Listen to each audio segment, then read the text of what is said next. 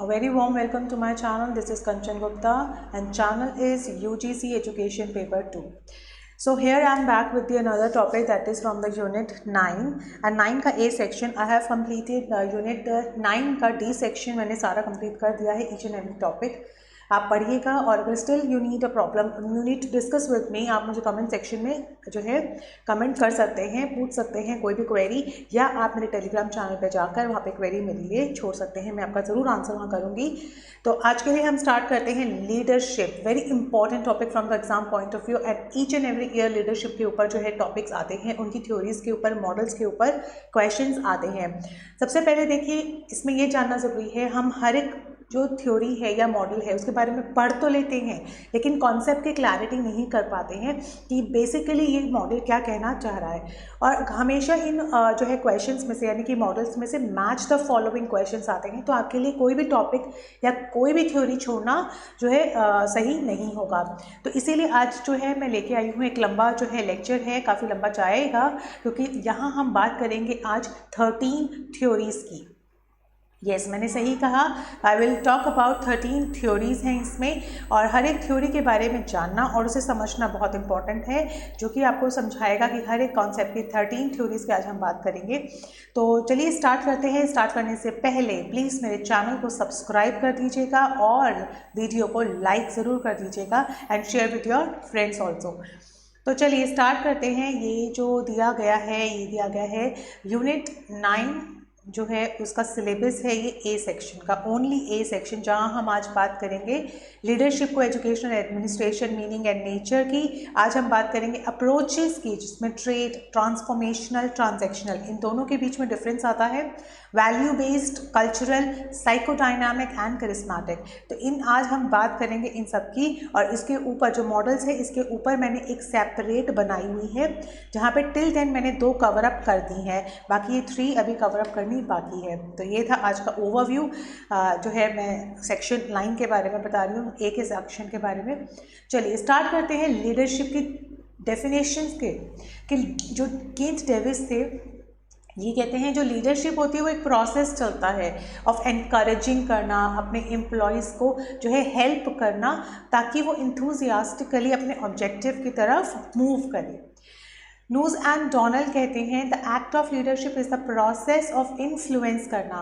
जहाँ बात करते हैं प्रोसेस ऑफ एनकरेजिंग की, यहाँ बात करते हैं प्रोसेस ऑफ इन्फ्लुएंसिंग की, that they will strive willingly and enthusiastically towards the achievement of गोल।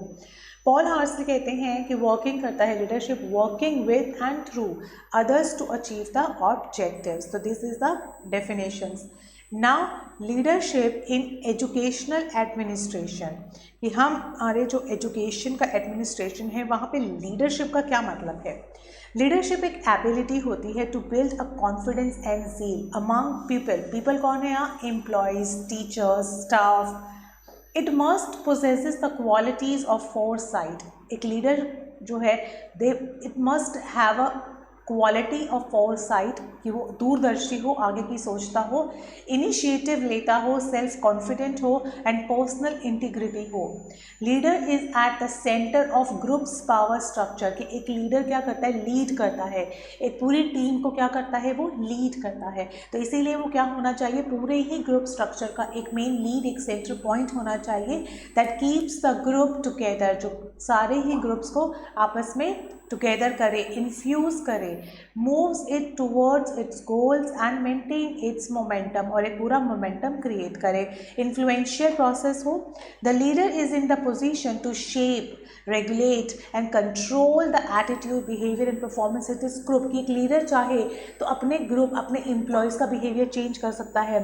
मान लीजिए अगर एक काम को पूरा करने के लिए जो है एक अथॉरिटेरियन जो है लीडरशिप की ज़रूरत है, तो वो भी अपनाता है और अथॉरिटेरियन जो है पावर के साथ वो उस काम को कंप्लीट करता है। तो मतलब एक लीडर के पास इतनी क्वालिटी होती है कि कौन से मूवमेंट पे कौन सी लीडरशिप स्टाइल जो है वर्क करेगी और कैसे एम्प्लॉयज़ से काम निकलवाना है, किस तरीके से उनको इनिशिएटिव्स दे के उनको इनकरेज करना है ताकि गोल की अचीवमेंट हो सके। तो ये एक स्मार्टनेस एक लीडर में होनी चाहिए।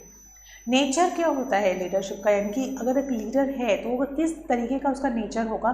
ट्रेंड होना चाहिए, टेक्निकली प्रोफिशिएंट होना चाहिए, अपने काम को जानता हो, and how to inform the workers, क्योंकि हर एक चीज़ की जानकारी अपने वर्कर्स तक पहुंचाना, उनसे कम्युनिकेट करना, this is also the work of, this is also the nature of leader.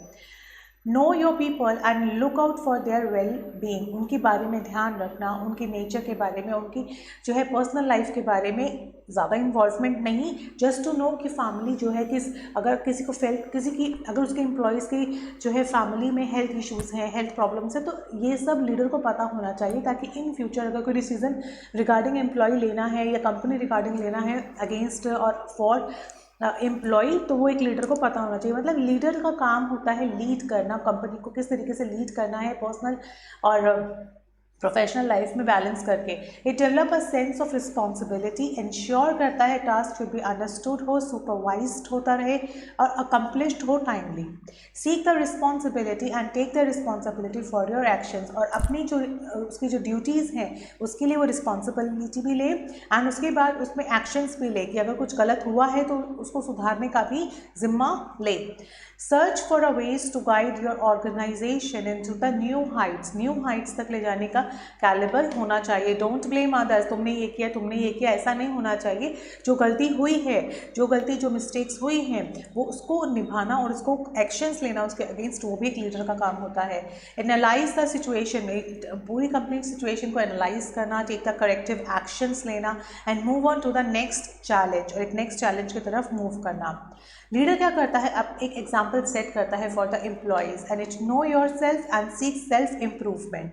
Seek a self improvement means continuously strengthening your attributes, कि जो भी आपके अंदर विशेषताएं हैं, जो भी आपके अंदर कैरेक्टरिस्टिक्स है, उसको डेली बाय डेली क्या करता है, कॉन्टिन्यूली स्ट्रेंथ करता है, ताकि वो उसको अच्छे से चैनलाइज कर सके। Make the sound and timely decisions and use the full capabilities of your organisation, और अपनी ऑर्गेनाइजेशन की फुल कैपेबिलिटी को यूज़ करता है। Factors that determine the leadership style, कि कौन कौन से फैक्टर्स हैं, आप हमेशा देखेंगे फैक्टर्स मीन्स कि क्या फैक्टर्स हैं जो हमारे लीडरशिप स्टाइल की, अगर हम अथॉरिटेरियन है, डेमोक्रेटिक है, डेलीगेटिंग है, these are all the styles, कि हमें किस मोमेंट पे कौन सा स्टाइल यूज़ करना चाहिए ताकि हमारे गोल्स की अचीवमेंट हो। तो फर्स्ट उसमें आता है द साइज़ ऑफ इंस्टीट्यूशन, की एक साइज़ जो है हमारे इंस्टीट्यूशन का, वो भी मैटर करता है कि हमें किस तरीके से ग्रो करना है और किस तरीके से हमें अपने ग्रुप को सब डिवाइड करना है, where the real decision making power lie करती है। सेकेंड जो फैक्टर आता है डिग्री ऑफ इंटरैक्शन, कितना इंटरैक्शन होना चाहिए। There must be information of sufficient potential to demand the regular attention from leaders at all the levels. Manager must be constantly share the information. Manager must have open channel for communication, की communication के open channels होने चाहिए। Interpretation of the complex data हो या information हो, should be face to face discuss होना चाहिए कि आपकी रिक्वायरमेंट क्या है, कंपनी कस्टमर क्या चाहता है, वो सब फेस टू फेस एम्प्लॉयज़ को बताना चाहिए। प्रॉपर कम्युनिकेशन होना चाहिए, कम्युनिकेशन चैनल अच्छा होना चाहिए कि किस कम्युनिकेशन चैनल के थ्रू आप इंफॉर्मेशन को इम्पार्ट कर रहे हो, that should be very good. And that the managers must debate the nature of the information and possible assumptions and actions that results from. Third जो फैक्टर आता है that determine the leadership style, that is the personality of the members के attribute, यानी कि personality, attributes of the employees and other managers can influence the leadership style, कि हमारे employees का nature क्या है। देखिए एम्प्लॉयज़ का नेचर क्या होता है, एम्प्लॉयज़ को आप जैसा रखोगे, उसे फ्रेंडली इन्वायरमेंट में रखोगे तो वो फ्रेंडली होगा, उन्हें स्ट्रिक्ट इन्वायरमेंट में रखोगे तो स्ट्रिक्ट होगा, और अगर आप उनको लेजी फेयर इन्वायरमेंट में रखोगे तो वो वैसे ही वर्क करेंगे। तो it depends on the personality of the members कि आप उनसे कैसे काम निकलवा रहे हैं। Goal congruency is applied to the organisation that ensures that all the operations and activities are going with a flow. Decision का लेवल डिपेंड करता है कि जो इफेक्टिव लीडर्स होते हैं मेक अ गुड डिसीजन और choices that favourable outcome lie organisation के लिए। Now moving on to the approaches, क्या क्या अप्रोच है, दैट मीन्स क्या क्या लीडरशिप के स्टाइल्स हैं जो हमें अप्रोच करने चाहिए। Leaders as a process of relationship की तरह, या कॉम्बिनेशन हो ट्रेट्स का और पर्सनालिटी कैरेक्टरिस्टिक्स का, combination of traits or personality, ये missing है something, and leadership as a certain behaviors as they are more commonly referred as the leadership skills.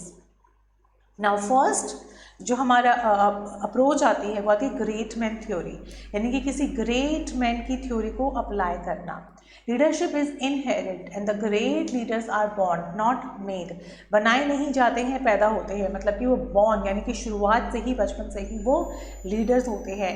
These theories often portray करती है leaders को as a heroic, mythic and destined to rise the leadership when needed. So this theory popularized by the Thomas Carlyle and he is a writer and the teacher. तो main कहते हैं जैसे महात्मा गांधी की philosophy है non violence, violence नहीं करना है, सत्य के रास्ते पे चलना है।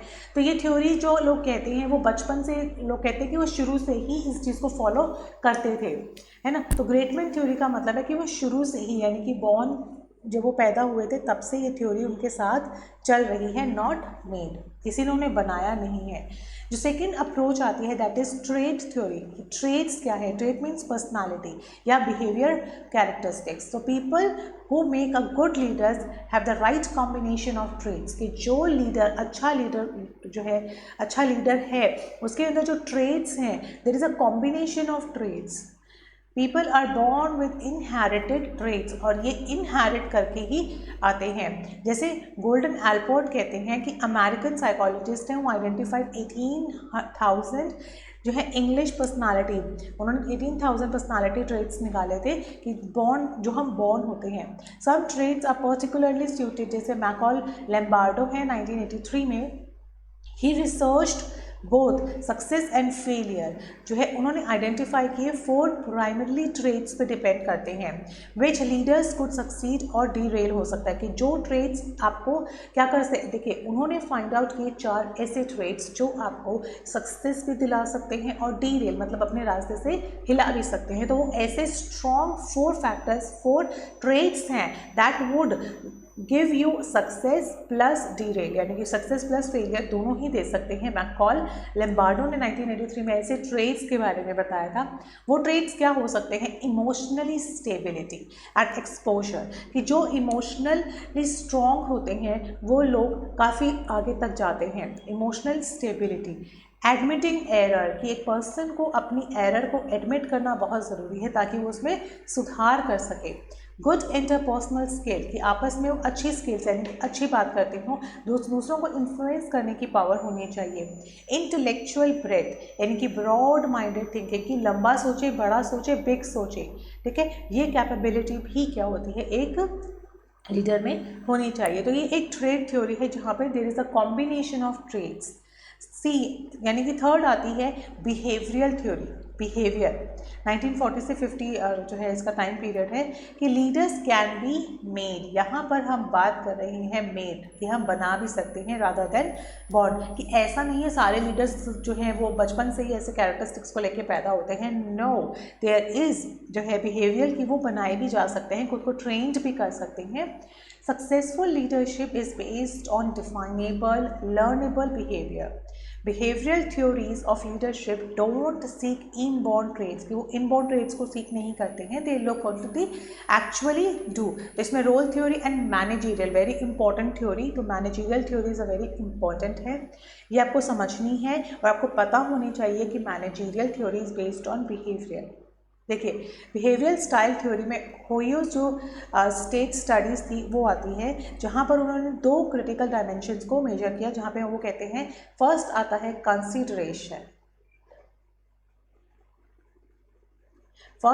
Consideration, and the second one is the initiating structure. ये 2 फैक्टर्स हैं जो बिहेवियर यानी कि ओहियो स्टडी में सामने आए थे। वो कंसिडरेशन का मतलब होता है म्यूचुअल रिस्पेक्ट करना, ट्रस्ट करना, आपस में रिलायबल होना, वो है कंसिडरेशन। इनिशिएटिंग स्ट्रक्चर का मतलब होता है organising, defining what group members should be doing, कि उनको पता है उनको क्या करना है। तो ये 2 फैक्टर्स थे, 2 बिहेवियरल स्टाइल थे। सेकेंड आता है यूनिवर्सिटी ऑफ मिशिगन स्टडीज़। ये 2 जो है स्टडीज़ हुई थी जिन्होंने अपने अपने जो है डायमेंशंस निकाले थे बिहेवियरल स्टाइल थ्योरी में। तो जो सेकेंड है वो है मिशिगन स्टडी, जिन्होंने कहा 2 लीडरशिप स्टाइल जो है वो सिमिलर हैं, that the first one is the employee centred and the other one जो है जॉब सेंटर्ड। ठीक है। ब्लेक एंड माउंटेन की मैनेजरियल थ्योरी रिप्रेजेंट करती है 4 स्टाइल को founded by the crossing, concern for production and concern for people. इनके जो 2 फैक्टर्स हैं वो था कंसर्न फॉर प्रोडक्शन की तरफ कंसर्न करना, एंड जो अनदर फैक्टर है that is concern for people, कि जो वहाँ काम कर रहे हैं उनके लिए कंसर्न दिखाना। रिसर्च कहती है कि there is a not one best style of leadership, so effectiveness of particular style depend करता है सिचुएशन पे, कि क्या सिचुएशन है। Managerial grid is one of the behaviour, जहाँ पर हमने बात की थी 4 डिफरेंट जो है स्टाइल्स की, जो कि फर्स्ट आता है इम्पॉवरिश्ड। क्या होता है? इम्पॉवरिश्ड। इनमें हम ग्रिड भी पढ़ेंगे, ये इंडिविजुअल मॉडल्स भी हैं, तो इनमें ग्रिड आते हैं इसमें से ग्रिड आता है एक्स एंड वाई एक्सिस का ग्रिड है। जैसे अगर हम यहाँ बात करते हैं this is the low and high, अगर हम यहाँ की बात करते हैं ये पॉइंट है इम्पॉवरिश्ड का, तो इसका जो ग्रिड है वो होता है 1 to 9 का space, and this is the जैसे concern for people and concern for this है, तो ये कंसर्न फॉर पीपल के लिए रहता है, जैसे low result, low people and minimum effort and lazy approach. Sorry just a second,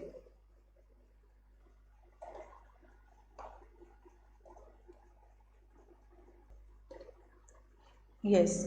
सो ये एक ग्रिड होता है, मैं आपको ये फिर से क्रिएट करती हूँ। This is the x, right, and first यहाँ आता है कंसर्न फॉर प्रोडक्शन, कि प्रोडक्शन कैसा हो रहा है, ये यहाँ के लिए कंसर्न होता है, and here we concern with the people. ठीक है, तो जब यहाँ 4 इसमें ग्रिड्स होते हैं, जैसे अगर यहाँ है 1 to 1 का ग्रिड है, तो दैट इज इम्पॉवरिश्ड मैनेजमेंट होता है, जहाँ पर लो रिजल्ट लो पीपल होता है। ऑन दी अदर एंड अगर हम बात करते हैं 1 to 9 जो है स्केल की, यहाँ पे कि 9 पॉइंट यहाँ पे आपको मिलता है कंट्री क्लब को, यहाँ आता है country club, this one country club, जहाँ पर हाई पीपल होता है, लो रिजल्ट्स आते हैं। ठीक है, accommodating the style of manager, lack of direction control, लेकिन concern for the needs and feeling for the people, कि जो वहाँ के लोग हैं उनके लिए कंसर्न अच्छा रहता है। And this is the middle of the road, यानी कि मीडियम रहता है, जो सिचुएशन के अकॉर्डिंग बैलेंस तरीके से चलता है। The here we have 9 to 9 है ना, 9, this is the team management, यहाँ पे टीम का पूरा फुल मैनेजमेंट रहता है, high production high people concern, and this one is the 9 to 1 का ग्रिड है, दैट मीन्स टास्क मैनेजमेंट, यहाँ पे टास्क का क्या रहता है, इंपॉर्टेंस रहती है। तो ये ग्रिड है यहाँ पे, तो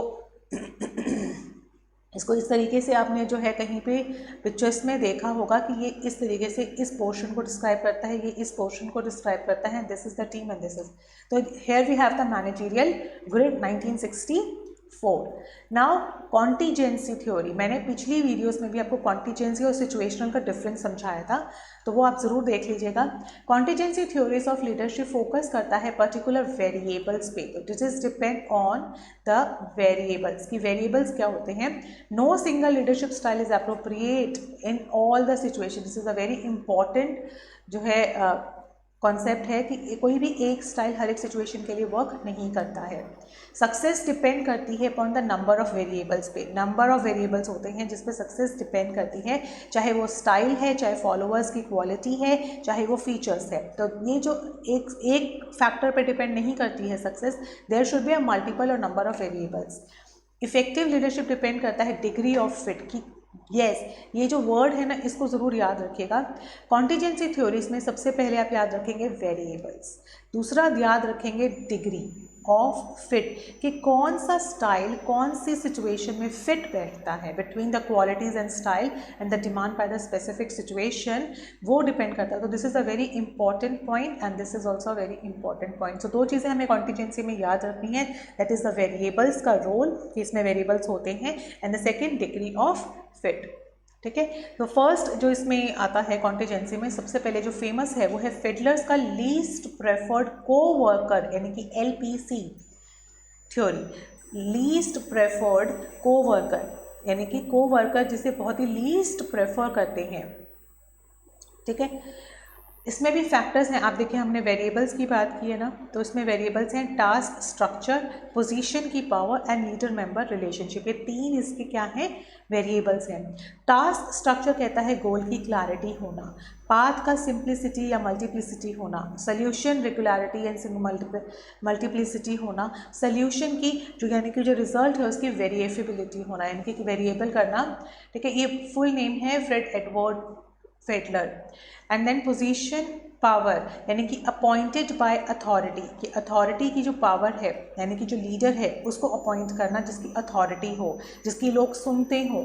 direct and recommend the actions, affect करना, प्रमोशन एंड डिमोशन, अफेक्ट करना, हायर किसको करना है, फायर किसको करना है। लीडर एक्सपर्टीज़ होनी चाहिए, लीडर की नॉलेज होनी चाहिए। कंडक्ट द परफॉर्मेंस इवैल्यूएशन भी साइड बाय साइड वो करता रहे। And then formal title and leader member relation, यानी कि जो लीडर है और उसके जो मेंबर्स हैं उसके बीच में कैसा रिलेशन है। को वर्कर का कॉर्पोरेशन है, मतलब अच्छे से मिलके काम करते हैं, ये लड़ाई चलती है, कॉन्फ्लिक्ट होता है। रिलायबिलिटी कितनी है आपस में, ट्रस्ट वर्दी, कितना आपस में लोग ट्रस्ट करते हैं। हारमोनियस क्लाइमेट कितना है। लीडर वर्कर कॉर्पोरेशन या कॉर्पोरेशन, यानी कि जो लीडर्स हैं उनका वर्कर्स के साथ कितना कॉर्पोरेशन है, कितना कॉन्फ्लिक्ट है, या वर्कर्स आपस में लड़ते रहते हैं या कॉर्पोरेटिव तरीके से काम करते हैं। और इनिशिएटिव बाय वर्कर्स, की कोशिश कीजिए, लीडर का मेन फोकस होना चाहिए कि हर एक वर्कर्स में से कुछ ना कुछ जो है वो इनिशिएटिव ले, आगे बढ़ने की कोशिश करें। Relationship, power and task structure, these are 3 variables जो भी हमने पीछे बात की थी, रिलेशनशिप, पावर और टास्क के स्ट्रक्चर की। दीज आर 3 फैक्टर्स हैं दैट अफेक्ट द इफेक्ट करता है स्टाइल ऑफ लीडरशिप को। Fiedler identified the least preferred coworker, जिसे LPC कहते हैं, स्कोरिंग बाय आस्किंग देम। उन्होंने क्या किया, अपने एम्प्लॉयज से पूछा, ठीक है, कि दे लीस्ट जो है like least to work with again, कि ऐसा कौन सा लीडर है जिसके साथ वो बहुत ही कम प्रेफर करते हैं काम करना, और उसको स्कोर कीजिए। ठीक है, तो पॉजिटिव यानी कि फ्रेंडली होगा, अगर पॉजिटिव रिजल्ट आया तो हेल्पफुल होते हैं या चीयरफुल होते हैं ऐसे लीडर्स। अगर नेगेटिव आते हैं यानी कि अनफ्रेंडली है, हेल्पफुल है, वो हेल्प ही नहीं करना चाहते हैं और अथॉरिटेटिक हैं, हमेशा डांटते हैं, हमेशा जो है डीमोटिवेट करते हैं। सो अगर हाई LPC लीडर है तो वो जनरली कहते हैं कि पॉजिटिव आया है अगर हाई है, और अगर लो LPC लीडर आता है दैट मीन्स वो नेगेटिव स्कोर किया है उसने। सो ये हम एक इंडिविजुअली पढ़ेंगे, it is just an overview. ठीक है, ओके। उसके बाद आता है leader member relationship, task structure and position power, ये हम पहले भी पढ़ चुके हैं। एक बार और मैं रीड कर देती हूँ आप लोगों के लिए कि लीडर, ये 3 फैक्टर्स हैं, पोजीशन की पावर, टास्क और उनका रिलेशनशिप, लीडर और उसके मेंबर का रिलेशनशिप। कि लीडर जो होता है has a support and loyalty of the followers, followers के लिए उसके पास लॉयल्टी होनी चाहिए, एक गुड रिलेशन होना चाहिए फ्रेंडली और कॉर्पोरेटिव का। Task structure is extend to the standardized and documented and controlled task होना चाहिए। एंड पोजीशन पावर कहती है कि जो लीडर है has the authority to access the follower the performance and give the reward and punishment, उसके अंदर ये पावर होना चाहिए। नाउ कॉग्निटिव रिसोर्स थ्योरी तो हमने फर्स्ट की है, हम जो कर रहे हैं, मैं आपको फिर से एक बार रिवाइज कराती हूँ, हम कर रहे हैं contingency theories.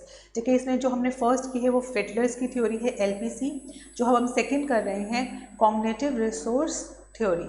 Now third one is हार्से and Blanchard की सिचुएशनल, तो सिचुएशनल और जो कॉन्टीजेंसी है ये इसका मिलाप है हार्से का एंड ब्लैंचर्ड का। तो कॉग्निटिव पढ़ते हैं पहले कि कॉग्निटिव का क्या मतलब है, कि लीडर्स की जो अप्रोच है वो डायरेक्टिव होनी चाहिए।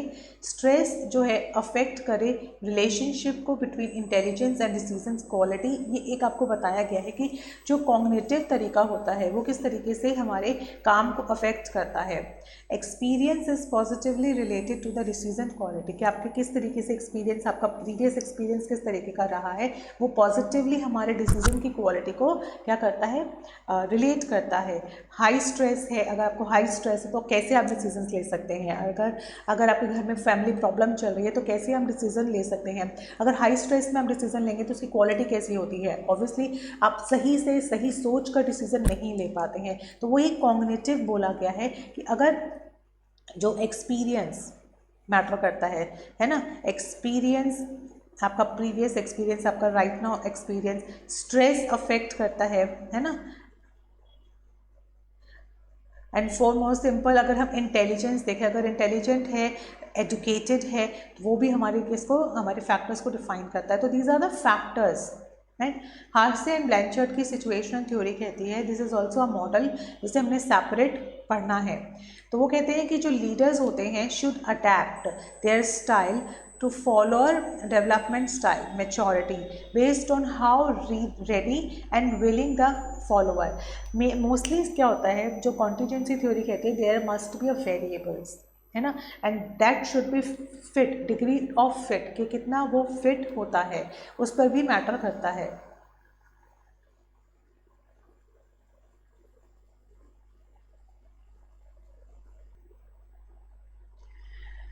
Yes, follower is to perform the required task and that is their competence and motivation. That is mostly important कि यहाँ पे क्या बात हुई है। यहाँ पे 4 लीडरशिप स्टाइल की उन्होंने बात की थी हार्से एंड ब्लैंचर्ड ने।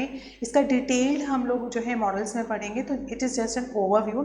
4 लीडरशिप की बात की है जिसे S1 और मतलब S1, S2, S3, S4 से डिनोट किया गया है और उसको मैच करते हुए लेवल्स दिए गए हैं D1, D2, D3 and D4, right. यहाँ पे उसका एक पिक्चर है, आप दे सकते हो, जिसे फर्स्ट जो है टेलिंग स्टाइल ही उन्होंने रेफर किया। एक टेलिंग स्टाइल होता है जहाँ पर लो रेडीनेस होती है, यानी कि जो एम्प्लॉयज़ होते हैं बहुत ही कम तैयार होते हैं काम करने के लिए, लेकिन हाई टास्क करना होता है एंड लो रिलेशनशिप होता है। वहाँ पे लोग आपस में एक दूसरे को इतना नहीं जानते हैं। जैसे जैसे उन्हें डायरेक्शन मिलती है, गाइडिंग डायरेक्शन होती है, एक्सप्लेनिंग द परसुएडिंग, मतलब जैसे जैसे उनको चीज़ें समझ में आती हैं, एक्सप्लेन होती हैं, वो मॉडरेट यानी कि कुछ तैयार होते हैं काम करने के लिए। That means they are now competent to do some task, right. And then high task होता है क्योंकि काम कंप्लीट करना होता है टाइम पे, एंड हाई रिलेशनशिप क्रिएट होता है क्योंकि जो पर्सन्स हैं get to know each other during the time period. And जैसे जैसे टाइम पीरियड बढ़ता रहता है, आगे आगे चलते रहते हैं टास्क के प्रति, उसके बाद पार्टिसिपेटिंग हो जाता है, यानी कि now they are moderate readiness, high relationship but low task, कि अब लोगों में पार्टिसिपेंट्स हो जाता है, यानी जैसे जैसे लोग एक दूसरे को जानने लगते हैं वैसे वैसे वो रिलेशनशिप की तरफ जो है मूव ऑन करने लगते हैं और टास्क से उनका ध्यान हटता रहता है। Encouraging the problem solving, that जो एक लीडर है, जो बेस्ट गुड लीडर होता है, वो उनको एनकरेज करता है to solve that problem and then observe किया जाता है उनके काम को। नाउ डेलीगेटिंग, यानी कि हाई रेडीनेस होता है, लो टास्क एंड रोल रिलेशनशिप देखा जाता है। तो यहाँ पे जो है ये रिलेशनशिप को लेके किया गया है high and this is the low and this is the task. तो ये दो जो है वेरिएबल्स हैं, वेरिएबल्स के बेसिस पे हार्से एंड ब्लैंचर्ड की थ्योरी को कॉन्टीजेंसी थ्योरी में डाला गया था, जहाँ पर रेडीनेस के बारे में अगर हम बात करते हैं, रेडीनेस ऑफ द एम्प्लॉयज़, तो अगर हम R1 पे देखें तो वो अनएबल होते हैं, अनविलिंग होते हैं और इनसिक्योर होते हैं कि कैसे काम को करना है, इस काम को करने, मतलब they are very unaware of the everything. धीरे धीरे जब लोग काम करने लगते हैं अनएबल बट विलिंग और कॉन्फिडेंट हो जाते हैं, उसके बाद एबल यानी कि काम को करने के लिए एबल हो जाते हैं बट अनविलिंग हो जाते हैं और इनसिक्योर हो जाते हैं। नाउ एट द 4 लेवल पे आके, जैसे हाई लेवल पे आके क्या हो जाते हैं, able plus confident plus willing, कि now they want to work because they now know the work and now they are confident because उनको एक लीडर क्या करता है, अगर एक वर्कर कॉम्पिटेंट है तो उसके काम की सराहना देता है, उसके काम की अप्रिसिएशन मिलता है in terms of words, in terms of good words और इन टर्म्स ऑफ जो है बोनस, कुछ भी उनके अपने अपने तरीके होते हैं। तो उस टाइम पे वो कॉन्फिडेंट हो जाता है कि I have to work more confidently. Fourth जो थ्योरी आती है वो आती है विरोम एंड येटन की normative model. Decision acceptance increase करता है कमिटमेंट को एंड इफेक्टिवनेस ऑफ एक्शन को, पार्टिसिपेशन इंक्रीज करता है डिसीजन की एक्सेप्टेंस को, एंड लीडर्स फोकस करते हैं मोर ऑन डिसीजन एक्सेप्टेंस को when decision quality is more important. तो यहाँ पर क्या है, नॉर्मेटिव मॉडल पे डिपेंड करता है डिसीजन की एक्सेप्टेंस पे, कि कितनी आप डिसीजंस को एक्सेप्ट कर पा रहे हैं, कितने एम्प्लॉयज़ उनके डिसीजंस को एक्सेप्ट कर पा रहे हैं। उन्होंने 5 डिफरेंट डिसीजन के प्रोसीजर्स दिए थे, कि जिसमें 2 ऑटोक्रेटिव हैं, जिसमें जो है लीडर ऑटोक्रेटिव बिहेवियर को यूज़ करता है A1 और A2, 2 कंसल्टेटिव हैं, with the consult with the employees they will take the decisions, and then 1 is group based G2। Now A1 यानी कि जो ऑटोक्रेटिव के 2 यहाँ पे ऊपर दिए गए थे, कि leader takes known information and then decide alone, यहाँ पे वो अलोन डिसाइड करता है, खुद ही डिसीजन लेता है, खुद ही अलोन डिसाइड कर लेता है। Leader gets information from followers, उसको जो इन्फॉर्मेशन है वो फॉलोअर्स से आती है, लेकिन वो डिसीजन खुद लेता है, खुद ही इन्फॉर्मेशन कलेक्ट किया फर्स्ट वन में और खुद ही डिसाइड किया। सेकंड वन में they get the information from the followers, employees, उनसे इन्फॉर्मेशन कलेक्ट किया researchers, and then decide alone. दो आते हैं कंसल्टेटिव, जहाँ पे लीडर शेयर कर लेता है प्रॉब्लम को विद द फॉलोअर्स इंडिविजुअली, एक एक करके। मतलब अगर उसको लगता है कि this person is very comfortable या this person is very approachable, जिससे आप डिसीजन लेने में यानी कि डिसाइड करने में हेल्प ले सकते हैं, आप उसको जाके अप्रोच करते हो इंडिविजुअली, उसकी सुनते हो, उसकी आइडियाज़ को सुनते हो, बट डिसाइड कैसे करते हो? अलोन। C2 यानी कि कंसल्टेटिव में आता है, लीडर शेयर करता है प्रॉब्लम्स को with the followers as a group, followers को एज अ ग्रुप में बुलाता है, उनसे अपनी प्रॉब्लम को सोल्यूशन करता है, बट अगेन डिसाइड कैसे करता है? अलोन। G2 में आता है, shares the problem with the followers as a group, group में लोगों को बुला के उनके साथ जो है गिव एंड टेक यानी कि डिसीजन का गिव एंड टेक करके एग्रीमेंट पे जो है डिसीजंस को लिया जाता है। दैट्स वाई वीरोम एंड न्यूटन का फेमस होता है, क्यों? क्योंकि वो डिसीजन की एक्सेप्टेंस पे होता है कि कितना डिसीजन एक्सेप्ट किया गया है, कितने डिसीजन जो है सीख किया गया है।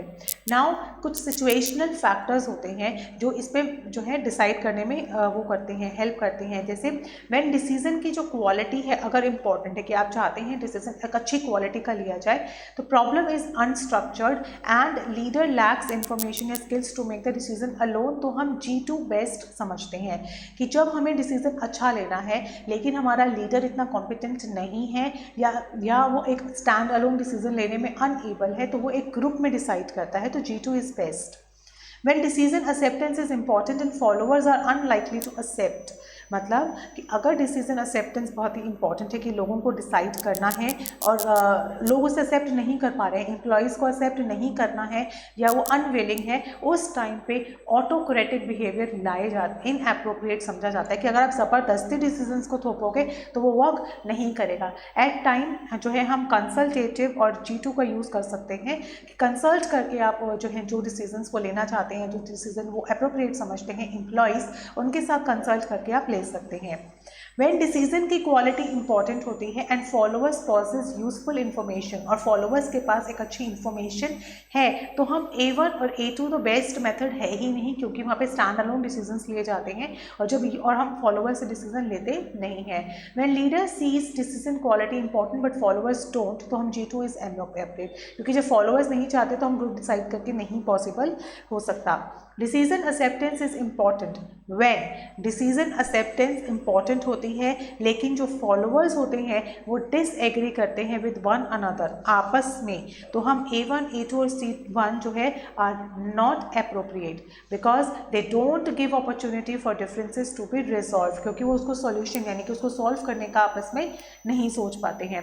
When decision quality is not important, ठीक है डिसीजन क्वालिटी भी नहीं चलेगा लेकिन एक्सेप्टेंस इज क्रिटिकल हो जाती है, उस टाइम पे हम G2 मेथड यूज़ करते हैं कि एटलीस्ट ग्रुप में कुछ डिसाइड करके आप डिसीजंस को ले लीजिए। When decision quality is important, जब इम्पॉर्टेंट है एंड ऑल एग्री कर लेते हैं तो G2 बेस्ट समझा जाता है। So we roam took the earlier generalised situational theories that noted how situational factors के किस तरीके से सिचुएशन के जो फैक्टर्स हैं वो अफेक्ट करते हैं लीडरशिप को, तभी इस थ्योरी को हमने कॉन्टीजेंसी थ्योरी में डाला गया है, because there are several factors that decide the style of leadership, right? Now fifth one, path goal theory. Which one is path? Path goal theory developed to describe the way the leaders encourage, किस तरीके से वो leader encourage करता है।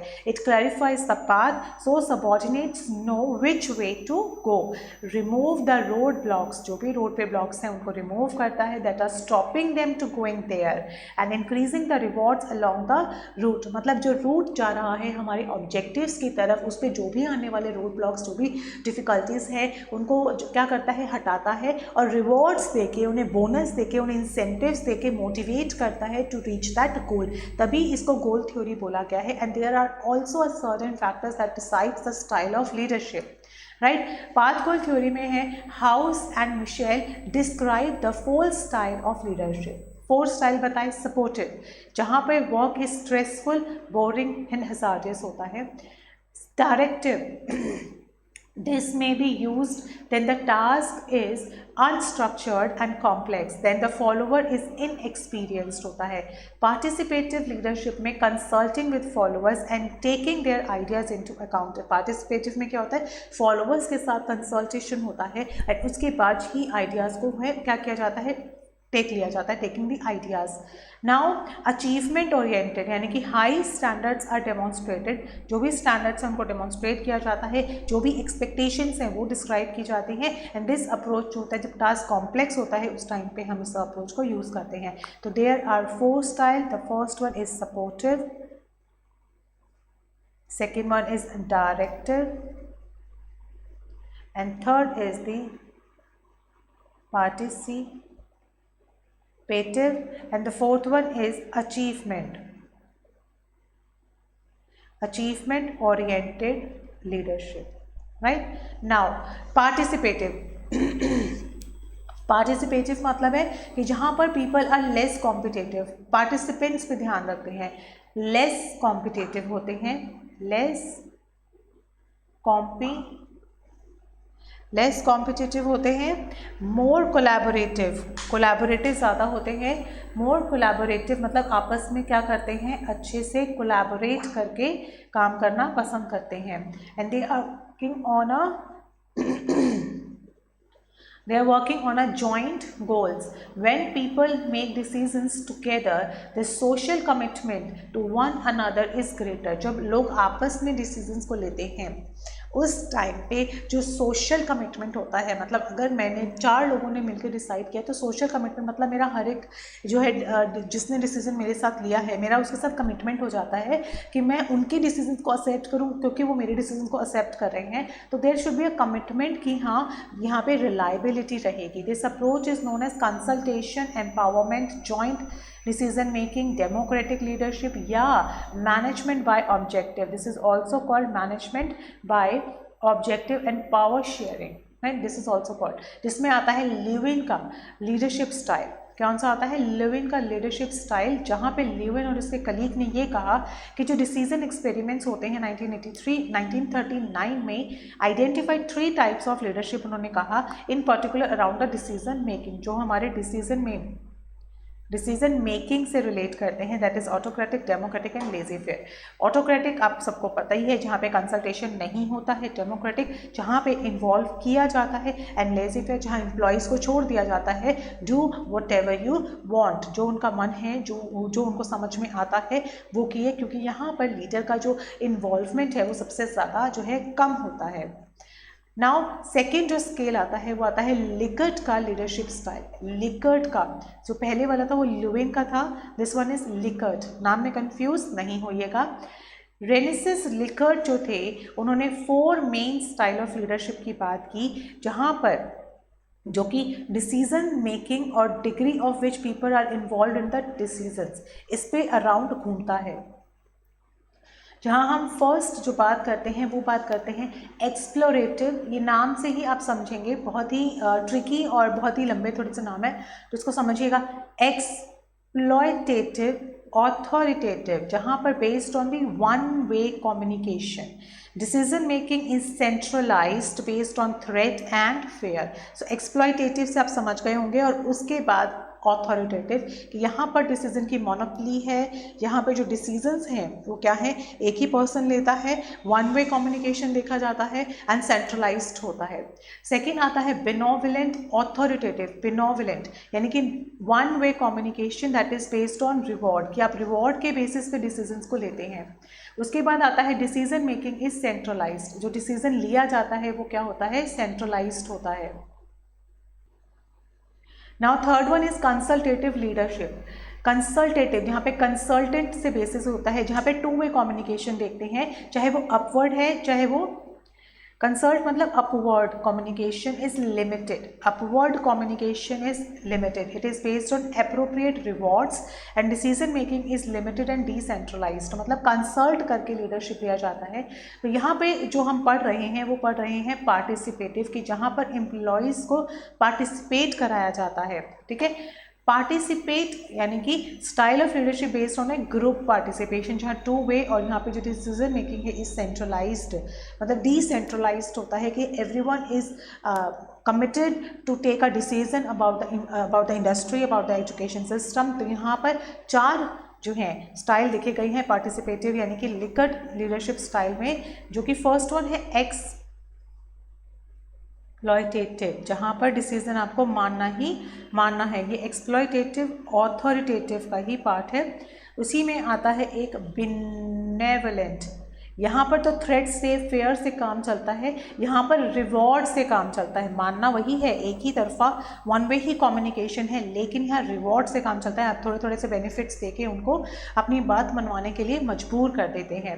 यहाँ पे आता है कंसल्टेटिव, यानी कि आप कंसल्ट कर रहे हो अपने एम्प्लॉयज़ का। होता टू साइडेड है, लेकिन या तो अपवर्ड होगा या डाउन। अपवर्ड जो है वो काफ़ी कम देखने को मिलता है, मतलब कि एम्प्लॉयज़ से जो डिसीजंस हैं थोड़े से कम जो है कहते हैं ना लिए जाते हैं। लेकिन ठीक है, आपने डिसीजन मुझे दे दिया, यहाँ पे भी लीडर की मोनोपोली देखने को मिलती है कि ठीक है आपने मुझे डिसीजंस दिया है, दैट इज़ ओके। कंसल्टेटिव है लेकिन मैं डिसीजन खुद लूँगा, तो ये होने को टू वे है बट लिमिटेड है। पार्टिसिपेटिव में तो ऑब्वियसली सबका पार्टिसिपेंट जो है इक्वल पार्टिसिपेशन रहता है। तो this is the Likert's leadership style, that is a part of participative style. ये आप देख सकते हो, here we have the participative, जिसके दो हमने अभी पढ़े हैं, दैट इज द लेविन का एंड लिकर्ट का। Now clear? चलिए moving on to the very important transactional management theory, 1970 में आई थी ये, ठीक है। ये फोकस करता है रोल ऑफ सुपरविजन पे, उसके ऑर्गेनाइजेशन पे एंड ग्रुप परफॉर्मेंस पे and the exchanges that takes place between leaders and followers. तो people are motivated by rewards and punishment, की जो यहाँ पे पीपल है वो किस तरीके से मोटिवेट होते हैं, रिवॉर्ड देकर और पनिशमेंट्स देकर। ट्रांजैक्शनल में होता है रोल ऑफ सुपरविजन का काफ़ी इंपॉर्टेंट रोल है। The prime purpose of subordinate is to do what their manager tells them to do। यहाँ पर प्राइम रोल होता है, सबॉर्डिनेट वही काम करता है what their manager, जो उसके मैनेजर ने उसको बताया है। सोशल सिस्टम वर्क बेस्ट तभी करता है जब क्लियर चेन ऑफ कमांड होती है। तो यहाँ पे सेकेंड जो ऑप्शन आता है क्लियर चेन ऑफ कमांड। सबसे पहला है role of supervision is decided होता है, and the second clear chain of command होता है कि किस किस पर्सन को, किस किस एम्प्लॉय को क्या क्या काम करना है, क्या टाइम जो है ड्यूरेशन होना चाहिए, क्या गोल अचीव करना है। अगर पैकेजिंग में कोई जो है एम्प्लॉय लग रहा है तो उसको 3 दिन में ये काम ख़त्म करना है with this accuracy, with this commitment. तो यहाँ पर हर चीज़ डिसाइड की जाती है।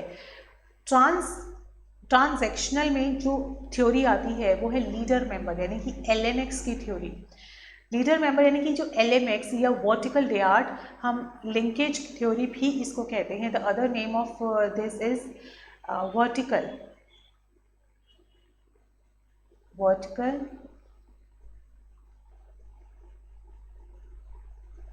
Linkage theory. ये डिस्क्राइब करती है कि how leaders in a group maintain their position through a series of taxed exchange agreements with their members, कि जो मेंबर्स आपस में किस तरीके से जो है काम करते हैं, किस तरीके से सबऑर्डिनेट के साथ रिलेशन रखते हैं।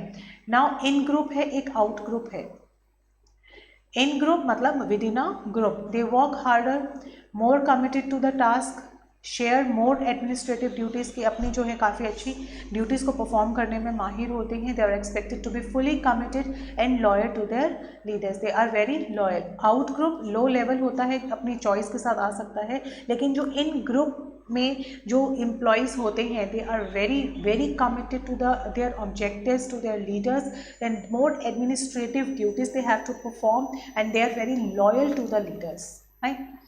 LMX का प्रोसेस है यहाँ पे, जैसे these relationships if they are going to happen start very soon after a person join the group, कि उसका इन ग्रुप और आउट ग्रुप तभी से स्टार्ट हो जाता है जैसे ही पर्सन जॉब को ज्वाइन करता है। जैसे मेरा फर्स्ट डे है इन अ जॉब, तो मतलब मैं इन ग्रुप हो गई हूँ। Now I am committed with my work, कि मुझे अपना काम जो मिला है वो मुझे टाइमली परफॉर्म करना है, and I am loyal and I have to show loyalty and reliability and harmony towards the employee and towards the leader. So role taking, जैसे आपने जॉब पे फर्स्ट डे है या जॉब ज्वाइन किया है, member join the team and the leader assesses their abilities talents, based on this leader में offer them opportunities to demonstrate their capabilities की। अब कमिटेड हो गया है टू डेमॉन्स्ट्रेट देयर कैपेबिलिटीज़, अपने कैलिबर को, अपनी कैपेबिलिटीज़ को शोकेस करने का। Now role making, second phase आता है लीडर एंड जो मेंबर्स होते हैं make a part in the unstructured task, क्योंकि अब एम्प्लॉयज़ को नहीं पता how to perform the duties. Now अपने आप को बनाने का, अपने आप को प्रूव करने का टाइम है, उस काम को अपनाने का टाइम है, उस काम को क्रिएट करने का टाइम है, उस पर अपनी जो है डेडिकेशन दिखाने का टाइम है। नाउ रूटीनाइजेशन, जैसे जैसे जो है डेली में वो काम करता रहेगा वो वैसे वैसे ऑन गोइंग सोशल एक्सचेंज होता रहेगा, वो अपने काम को समझ जाएगा और अच्छे से उसको परफॉर्म करने लगेगा। तो this is the theory of transactional. जिस थ्योरी में हमने आपसे बात किया कि क्लियर चेन ऑफ कमांड होती है, सोशल सिस्टम होता है, आपस में कैसे काम करना है, कैसे खुद को रिप्रेजेंट करना है, कैसे रिवॉर्ड पनिशमेंट देके खुद के काम को जो है क्लैरिफाई करना है। ठीक है, yes. Now moving on to the relationship, यानी कि ट्रांसफॉर्मेशनल से आप नाम समझ सकते हैं, मोटिवेट करना, ट्रांसफॉर्म कर देना। People will follow a person who inspires you, है ना, आप उन्हीं को इंस्पायर करते हो, उन्हीं को फॉलो करते हो, उसी के अकॉर्डिंग ट्रांसफॉर्म कर सकते हो। Person with vision and passion can achieve the great things. The way to get the things done is by injecting enthusiasm and energy. इसी में थ्योरी आती है बास एंड ट्रांसफॉर्मेशनल लीडरशिप की। किसकी? बास ट्रांसफॉर्मेशनल लीडरशिप थ्योरी की अवेयरनेस ऑफ टास्क इम्पोर्टेंस, की जो टास्क की इम्पोर्टेंस है उसकी जो अवेयरनेस है, मोटिवेट्स द पीपल, लोगों को क्या करती है? मोटिवेट करती है। फोकस जो है on the team and organisation produces the better work. Focus, अगर आपका फोकस है तो आप बेटर वर्क प्रोड्यूस कर सकते हैं। बास कहते हैं कि जो ट्रांसफॉर्मेशनल होता है in terms of how the leader affects the follower, कि किस तरीके से उसका जो लीडर है वो अपने फॉलोअर को अफेक्ट करता है, अपने फॉलोअर को किस तरीके से ट्रांसफॉर्म। मान लीजिए एक अनपढ़ गवार, एक अनएथिकल, एक जैसे कहते हैं ना बिल्कुल जिसे काम नहीं आता है, वो एम्प्लॉय मैंने हायर किया है। अब एक लीडर मेरा समझदार, बहुत ही कहते हैं ना एक समझ रखने वाला, पेशेंस रखने वाला और कॉम्पिटेंट, जो भी क्वालिटीज़ हैं सब एक लीडर में है। तो अब उसने एक ऐसा एम्प्लॉय हायर किया, बस उसमें एक क्वालिटी है कि वो अपने काम में माहिर है। ठीक है, जो वो काम करता है, मान लीजिए वो एक पॉट बनाने वाला आदमी है जो गांव में रहता है, वो पॉट बनाने में माहिर है। तो एक लीडर की क्वालिटी जो है, उसका क्या क्वालिटी वो शोकेस करता है, जिसे फॉलोअर जो है, जो एम्प्लॉय फॉलो करता है, वो ट्रांसफॉर्मेशन में आता है। उस दौरान पे देखिए आइडियलाइज्ड इन्फ्लुएंस, कि किस तरीके से वो आइडियलाइज्ड होता है, इंस्पिरेशन लेता है, इंटेलेक्चुअल स्टिमुलेशन करता है, मतलब जो लीडर ने शोकेस की है अपनी इंटेलिजेंस, उसको किस तरीके से स्टिमुलेट करता है, और इंडिविजुअलाइज्ड कंसिडरेशन किस तरीके से होता है। इन चारों को भी पढ़ते हैं हम। देखिए, इंडिविजुअलाइज्ड कंसिडरेशन, जहाँ पे पीपल ड्रिवन होता है, genuine concern for others, individual के लिए कंसर्न होता है। नर्चर द स्ट्रैटेजिक रिलेशनशिप, एक नर्चर करता है स्ट्रैटेजिक रिलेशनशिप को, इंडिविजुअली कंसिडरेट करता है, right. Inspirational motivation, individualised consideration means कि वो एक्सटेंट जहाँ पर एक लीडर क्या करता है, अपने फॉलोअर, हर एक ईच फॉलोअर की नीड को अटेंड करता है, मेंटोर करता है, कोच करता है, उसको गाइड करता है कि कैसे काम को करना है। So this leader listen to the concern and needs of the each follower and provide the support and empathetic, अगर हम बात करते हैं of each person की situation और उसके बैकग्राउंड से कंसर्न रखता है, वो जो है इसमें आता है। उसके बाद आता है इंस्पिरेशनल मोटिवेशन, की एक जो लीडर है वो किस तरीके से इंस्पायर करता है अपने जो है एम्प्लॉयज़ को, inspire others, leverage emotional intelligence, किस तरीके से एक इमोशनल इंटेलिजेंस का बॉन्ड क्रिएट करता है उस तरीके से। तो यहाँ पे जो है ट्रांसफॉर्मेशनल में आप समझ सकते हो कि ट्रांसफॉर्म करना, कि आप एक इंडिविजुअलाइज को कंसिडरेट करके उसमें अंदर ट्रांसफॉर्मेशन ला सकते हो, सिचुएशन को चेंज कर सकते हो, उसको इंस्पायर करके, इंटेलेक्चुअल स्टिमुलेशन यानी कि इनोवेटिंग करके, challenge others to be creative, कि उसको मौका दीजिए, उसके इंटेलेक्चुअल को, उसके इंटेलिजेंस को मौका देकर उसके अंदर ऑर्गेनाइजेशनल कैपेबिलिटीज़ को एनहांस कर आप ये कर सकते हैं, है ना, राइट। तो इंटेलेक्चुअल स्टिमुलेशन, जैसे मैंने आपको बताया, इंटेलेक्चुअल स्टिमुलेशन है एक वो बिहेवियर जो इन्फ्लुएंस करता है फॉलोअर्स को to view the problems from the fresh perspectives, कि उसकी जो है प्रॉब्लम, आने वाली प्रॉब्लम को एक फ्रेश पर्सपेक्टिव यानी कि अच्छे से डिस्क्राइब करना, अच्छे से समझाना, इंटेलेक्चुअली उनके दिमाग में उनके काम को डालना, इंक्रीज्ड अवेयरनेस, उनके काम को इंक्रीज करने के लिए अवेयरनेस क्रिएट करना, राइट। ये यहाँ पे आता है इंटेलेक्चुअल स्टिमुलेशन में। जो फोर्थ है that is the idealised influence, यानी कि पर्पस ड्रिवन होता है कि आपको वॉक द टॉक, एक फुल फ्लेज रोल मॉडल की तरह प्ले करना है। Lead through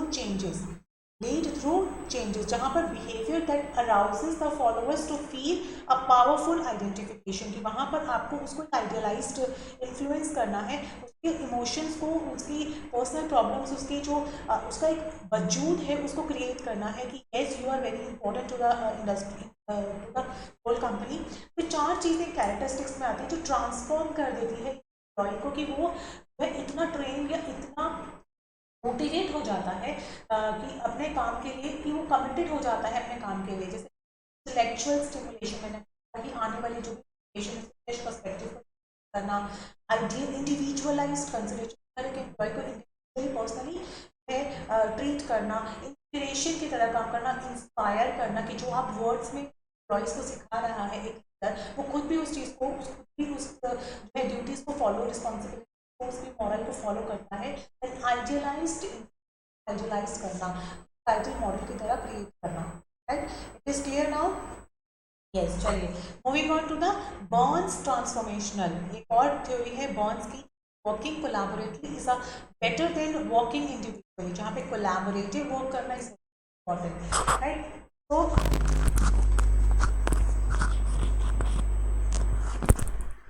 yes, Burns define करता है ट्रांसफॉर्मेशनल लीडर्स को एज अ प्रोसेस जहाँ पर लीडर्स एंड जो फॉलोअर्स होते हैं वो आपस में म्यूचुअली वर्क करते हैं। हाई लेवल ऑफ यहाँ पर जो है मोरालिटी एंड मोटिवेशन देखने को मिलता है।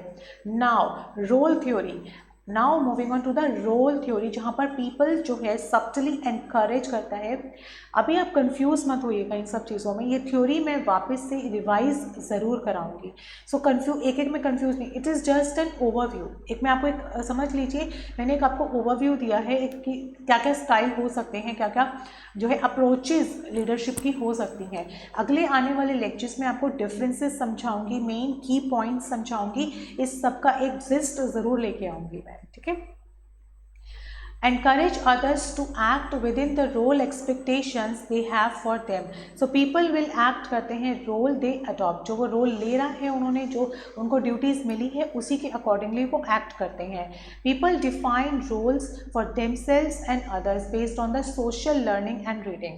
पीपल फॉर्म करते हैं एक्सपेक्टेशंस को about the roles and they and others will play, वो रोल, वो एक्सपेक्टेशंस जो उन्हें परफॉर्म करना है उसके अकॉर्डिंगली वो परफॉर्म करते हैं।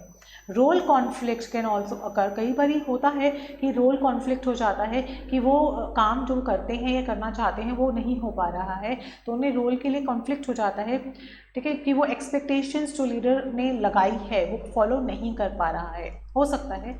Now, psychodynamic. Now, there is only a psychodynamic, value-based, and the last one is cultural. 3 is left now. ठीक है, तो रोल थ्योरी आपको समझ में आ गई है।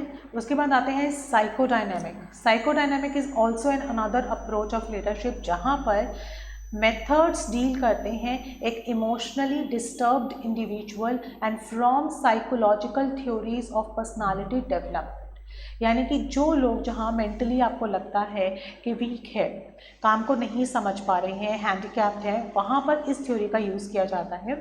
Psychodynamic approach to leadership has its role, frequent की जो है थ्योरीज को यहाँ पे फॉलो होता है, जहाँ पर कुछ प्री अजम्पशंस लगाए जाते हैं, जैसे leaders are more effective when they have insight into their own psychological makeup, कि अगर एम्प्लॉयज़ थोड़े इनएफिशिएंट हैं लेकिन एक लीडर अच्छा है, एक इंसाइट, एक अच्छा फार साइटेडनेस रखता है तो काम चल जाता है। Leaders are more effective when they understand the psychological, यहाँ पे साइको का मतलब है साइकोलॉजी को समझना, एम्प्लॉयज़ की ज़रूरत, उसकी नीड्स, उसकी रिक्वायरमेंट को समझना। This approach makes no assumptions about the personality characteristics और स्टाइल। कोई एजम्पशन नहीं है, इट इज़ जस्ट कि आप अपने एम्प्लॉयज़ को की साइकोलॉजी को किस तरीके से डीपली इमेजिन और वर्चुअली किस तरीके से आप समझ सकते हैं। This is psychodynamic approach. Now value based is also another जो है अप्रोच ऑफ लीडरशिप, जहाँ पे leaders should draw on their own and followers value for direction and motivation, कि अपने ही खुद वैल्यूज़ बनाता है, लीडर्स खुद ड्रॉ करता है वैल्यूज़ को according to the employees. Value based leadership philosophy assert करता है कि people are mostly motivated by the values and live according to these believe, कि कुछ वैल्यूज़ के साथ जीते। अगर कोई चाहता है ऑनेस्टी, उसकी ये खुद की वैल्यू है, तो ये वैल्यू उसको हेल्प करती है उसके काम में। अगर किसी की वैल्यू है, यानी कि कोई चोरी का नेचर रखता है, कोई थीफ नहीं, कि किसी को चीज़ें चुराने की आदत है, तो उस बेसिस पे एक लीडर को फॉलो, अगर उसको पता चल जाता है कि ये ऐसा है, उसके अकॉर्डिंगली उसके काम को मैनेज करना या उसके अकॉर्डिंग जो है डिसीजंस लेना मैटर करता है। According to Harry Kramer, characteristics of value based leader की स्ट्रिव करता है to become a better leader. जो लीडर एक भूख रखता है गुड लीडरशिप की, गुड जो है पर्सन की, वही यहाँ पे सर्वाइव कर पाता है। Keep things simple and others do the same, कि चीज़ों को सिंपल कीजिए, एम्प्लॉयज़ के लिए कॉम्प्लेक्स मत कीजिए। Take a initiative and get going, कि इनिशिएटिव लेना और उसी फ्लो के साथ काम शुरू करना, and take it simple as that, and the team को लीड करना is mostly important. Last, cultural, this is also one of the हमारे कोर्स में है, सिलेबस में है। Cultural leaders are rooted in the community and committed to the social justice, की वो leadership जो कल्चरल बेस्ड है। कल्चरल सेक्टर जैसे कि 2 डिफरेंट बेसिस पे, कि it is concern competently managing the organisation of cultural sector and ensuring कि they are financially viable, legal and well organised staff है। तो वो कल्चरल वाइज कॉम्पिटेंट है, खुद के ऑर्गेनाइजेशन को अच्छे से मैनेज और ऑर्गेनाइज करता है। सेकेंड है, it means leading culture, it self making work, ठीक है, productions and projects which show करता है different ways of thinking, feelings and experiencing the world beginning dynamism and economy and world wider, यानी कि वो लीडरशिप जो कि हमारे वैल्यूज़ पे, जो कल्चरल वैल्यूज़ पे, सोसाइटी के फैक्टर्स पे डिपेंड करता है, उस लीडरशिप की यहाँ पे बात हुई है। So these are 13 approaches of leadership. So I hope मैंने कोशिश की है तो थोड़ा सा ओवरव्यू देने की। एक और लेक्चर लगेगा इसमें, इन्हीं जो है 13 अप्रोचेस को हम और डिटेल या और अच्छे से मोर क्लैरिटी के साथ डिस्क्राइब करेंगे।